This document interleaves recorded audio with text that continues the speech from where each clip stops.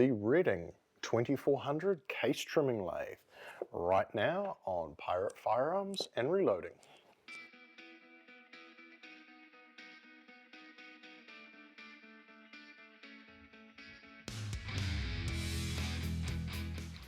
Hi everybody, welcome back to the channel. So today we have probably one of my favorite case prep tools, and it's pretty hard to say I have a favorite part of case prep because it kind of all sucks.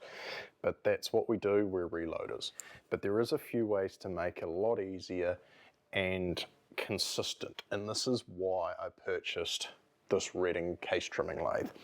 So from my understanding, there's two models on the market. There's a slightly more basic one, I believe it's the 1400, does not have the micrometer adjustable trim length. But the unique thing about this case trimming lathe versus pretty much everything else on the market, this is actually going to spin the case rather than the cutter head. And the big reason they do this is because it means that your case neck will always be square.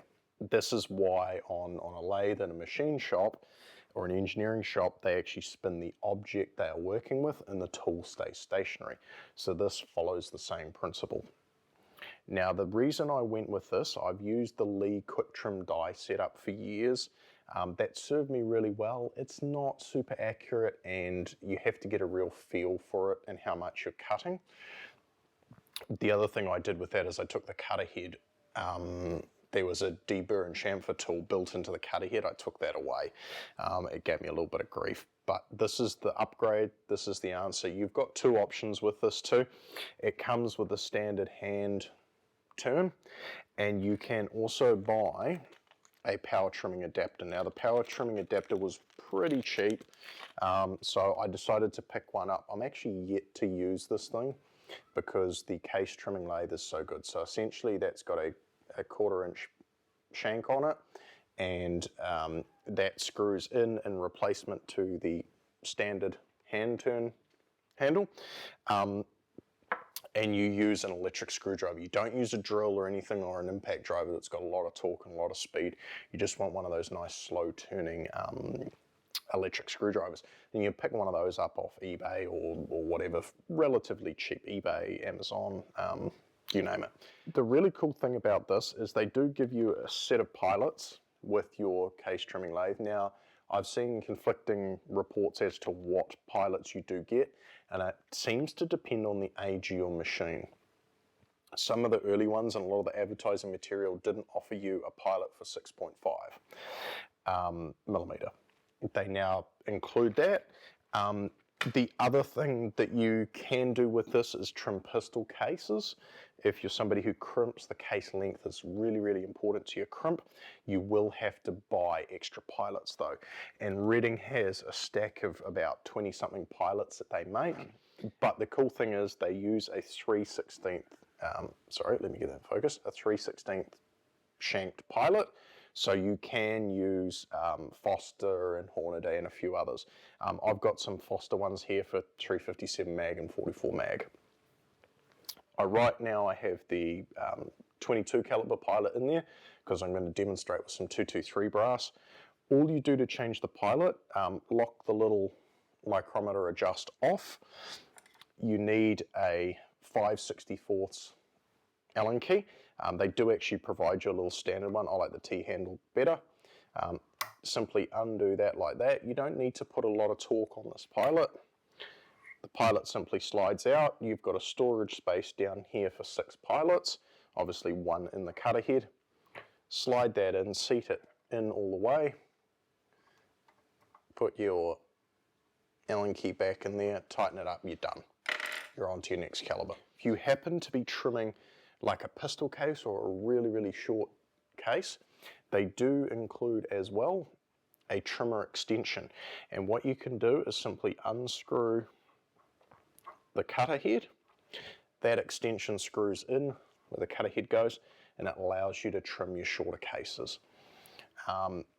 So all you need to do once you've got this thing set up is write down your micrometer adjustment. You can, with this lock ring back here, calibrate the micrometer micrometer to be accurate in its reading. Out of the box it comes calibrated for the 223 family of cases. I've adjusted mine because I tend to do a lot more with the 308 family. I haven't actually bothered calibrating it. All I do is I write down my micrometer adjustment, plus whether I'm using the cutter extension or not. And then every time I come back to this, say I'm doing 308 cases, I know exactly what it's got to be set at. I go, I set it, I trim, and I move on. Obviously do a couple of quick measures just to make sure. So I'm going to talk you through how you start the cutting process and how you get everything set up. You do not need to buy different collets for different cases. This collet here is fairly universal and it covers most things. And what I'll do is I'll actually just take it out for you and show you. So you'd be doing the same thing here. If you were going to change out for the power trimmer, you would then screw that in the back there. So as you can see, there's lots of steps inside this collet for all your different cases. You can see the one with the brass inlay is actually the 308 family. So that slits in there, like that. The idea of this button here on the top is it actually holds the collet assembly for you.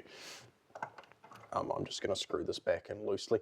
It's also very important that you don't tighten up the collet clamp without anything inside it. You will actually damage that collet. So we're going to go ahead and get set up for some 223 cases. The other thing to note, it's really important to resize your cases first.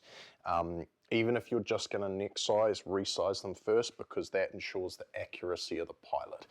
They machine the pilot just to be the perfect inside diameter of the neck. I think they say about 3 or 4 thou less than the actual bullet diameter, and that's what they use for the pilot. So what we're going to do, we're going to undo the stopper here, and we're going to back the cutter head out. We're then going to insert a case on the pilot head. We're going to push that forward, and what we're going to do is we're going to spin the cutter, and we're just going to dial it in until we can feel it contact the neck. Then we're going to lock the collet into place, like that, and we're going to do it again. So what I'm doing is I'm holding the button to stop the bearing sleeve rotating, right? So that it's got 2 locks in there, and it just allows you to clamp down on that case. So if I slide that back, as you can see there, the case is turning, all right? So now what we're going to do is we're going to just turn that until it just contacts the neck of the case. I'm going to withdraw that now, and down here on the adjustment, I'm going to add 1 thou, okay? And I'm going to lock that in place. Now what you're doing here is you're going to just spin that round. You can see the little brass chips coming off like that. Now what I've done is I've squared off the neck of the case. Now I can actually take an accurate measurement from this case. So press my lock button, spin it, case comes free. I'm a little bit cack-handed because I'm trying to show you what I'm doing. Up here off screen, I'm going to just check that one. Just make sure it's accurate. Cool. So I want to take 2 more thou off that case to bring myself down to my trim length. Trim length is up to you. Generally speaking, you'll take either 5 or 10 thou off the maximum case length. Most reloading manuals will tell you to take 10 thou off. It depends whether you're going to include trimming in your operation every time you reload, or whether you're just going to trim when you need to.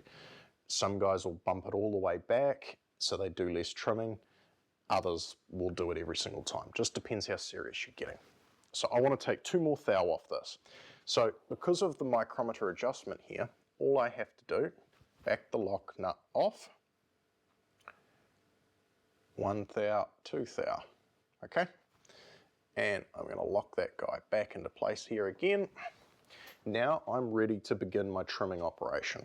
So I don't have to change anything now. Insert the case neck over the pilot, bring the collet up, hold down the button, get it till it clamps, spin, You see the little brass filings coming off, just like that. You'll feel the change in friction too when it's completely cut. Just going to remeasure that one, and in theory, I'm 2 thou less. Look at that. So that works absolutely perfectly.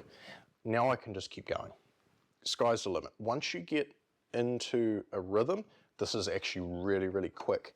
I found this so easy and so smooth to turn, I haven't actually considered attaching the power head, or drill adapter or screwdriver adapter, whatever you want to call it. Haven't considered the need to yet. I'm sure if I was doing a whole lot of trimming, I might think about it just to reduce a bit of fatigue, but this thing is so easy to use.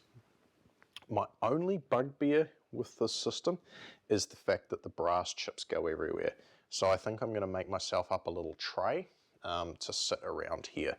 Now, it is important you secure it. I have secured it to my inline fabrication plate. The screw offset here, you'll notice the 2 extra over here.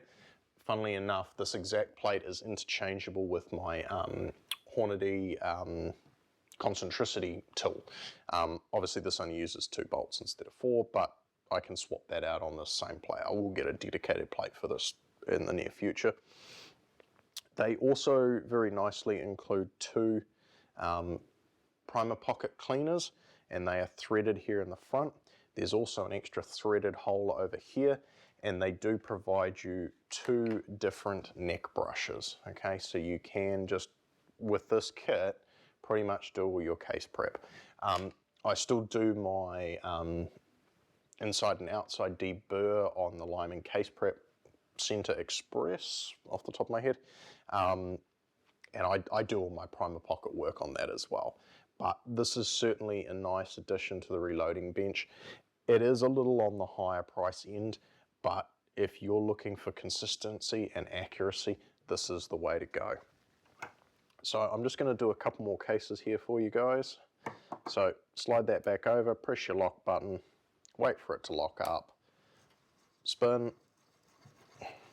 till you feel it go free, back her off, withdraw it in the bin. It's literally this simple.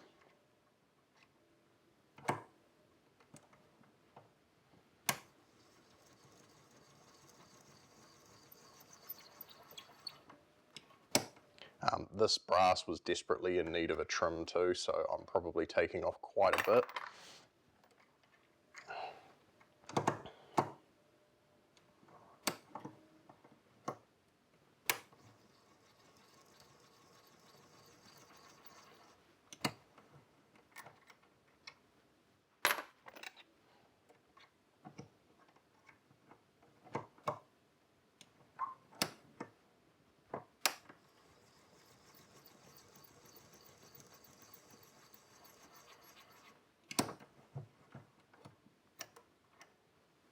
I'm not sure whether the microphone's picking that up as well, but you can actually even hear the difference from when it's cutting to when it's actually just basically running shy of the cutter face. So one other thing to point out, if you want to do smaller calibers, 17 caliber, things like that, you do have to get another cutter head from Reading because the shank diameter of the pilots is smaller. Not the end of the world. I guess unless you've got a 17 Hornet or something like that, you're not going to be worried. 22's where most of us start. So really, really nice option. Couldn't be happier with that. All I have to do now is write down that measurement there. Every time I come back to trim these 223 cases, dial in that measurement, lock the ring, go for it. It's that simple, folks. Yeah, it's a nice to have. It's not necessarily an entry-level trim tool, but it is a really fantastic option. There is a lot more fancy power trimmers out there now. Henderson make a really nice one. But if you're spinning the cutter head and not the case, you'll see a lot of guys, they'll cut it and they'll pull it out, they'll rotate the case 180 degrees, put it back in, and just make sure they're getting a square case neck. With this, you never have to worry, it will always be square. If you've got any questions, please hit me up in the comments down below. Please don't forget to subscribe, many of you are not. Really helps the channel out, and until next time, happy shooting. Thanks for watching. Don't forget to like this video and subscribe so you don't miss out on anything. And if you found this video helpful, please share it with your friends. If you have any questions, hit me up in the comments below. Catch you next time.